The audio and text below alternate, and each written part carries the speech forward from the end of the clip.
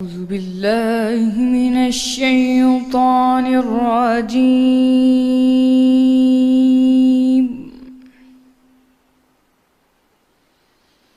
بسم الله الرحمن الرحيم.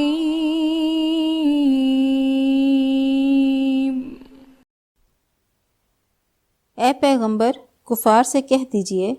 کہ اگر وہ اپنے افعال سے باز آ جائیں تو جو ہو چکا وہ انہیں معاف کر دیا جائے گا، اور اگر پھر وہی حرکات کرنے لگیں تو اگلے لوگوں کا جو طریق جاری ہو چکا ہے وہی ان کے حق میں برتا جائے گا۔ اور ان لوگوں سے لڑتے رہو یہاں تک کہ فتنہ یعنی کفر کا فساد باقی نہ رہے اور دین سب اللہ ہی کا ہو جائے۔ اور اگر باز آ جائیں تو اللہ ان کے کاموں کو دیکھ رہا ہے، اور اگر روگردانی کریں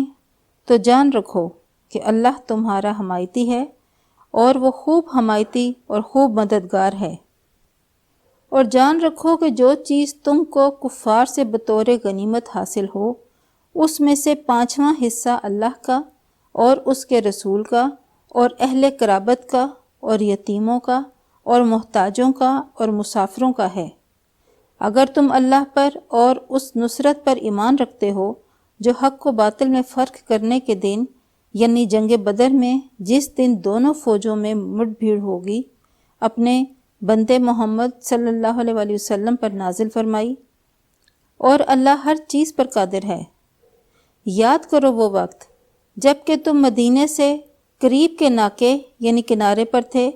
اور کافر بعید کے ناکے یعنی کنارے پر، اور قافلہ تم سے نیچے اتر گیا تھا۔ اور اگر تم جنگ کے لیے آپس میں قرارداد کر لیتے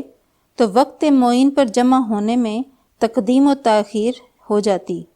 لیکن اللہ کو منظور تھا کہ جو کام ہو کر رہنے والا تھا اسے کر ہی ڈالے، تاکہ جو مرے بصیرت پر یعنی یقین جان کر مرے، اور جو جیتا رہے وہ بھی بصیرت پر یعنی حق پہچان کر جیتا رہے۔ اور کچھ شک نہیں کہ اللہ سنتا جانتا ہے۔ اے نبی، وہ وقت یاد کرو جب اللہ نے تمہارے خواب میں ان کافروں کی تعداد کو کم کر کے دکھایا،